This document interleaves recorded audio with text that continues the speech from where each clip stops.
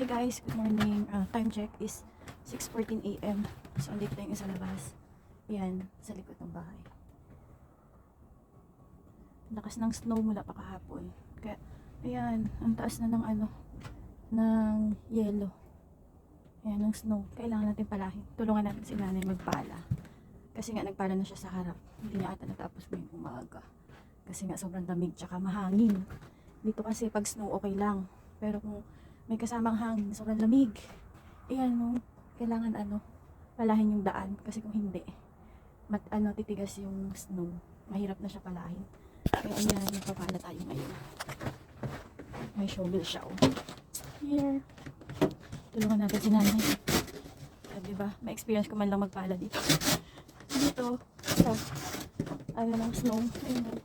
Kasi kung hindi mo siya palahin, kakapal ang daanan. Wala siyang madaanan. Ayun guys. Napala niya na to pero hindi niya natapos kasi sobrang lamig daw. Kanina, umaga. Maaga siya nagising kasi. 5, kanina pa siya napala ng 4:30. Nagbe-breakfast pa kasi ako kanina. Ayan, let's go. Let's do this. Sobrang lamig. Ayan, kailangan natin magsuot ng gloves. Mahangin kasi ngayon. Ayan, malamig kasi pag sobrang hangin. Pero kung snow lang, okay lang. Ayan, let's do this. Shower on. Yung shower na ginagawa. Grabe, lakas ng snow. Ikita niyo ba? Ayan, magkala tayo. Masasanay din tayo sa lamig. Habang wala pang masyadong hangin.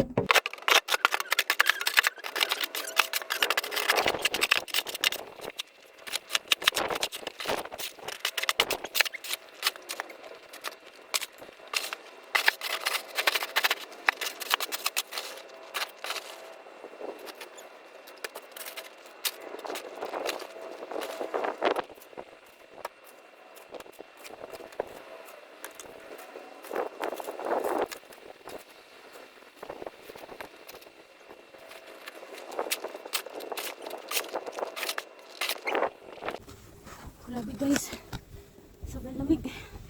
Ang kapal ng yelo. Ganito kakapal. Kailangan mo siya sundin. Kasi nga, tawag dito. Mataas kasi siya. Kaya mahirap siya isa-shovel pag pagka mataas na yung snow. Oh, grabe. Ito ginagawa niya na. Nakakapagod pala magpala. First time ko mag-snow na dito. Kaya, ito, experience natin yung magpala. Kasi nga,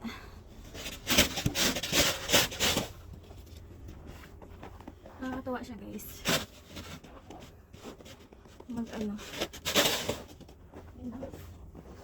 Kung susundin mo siya agad, malambot lang yung snow.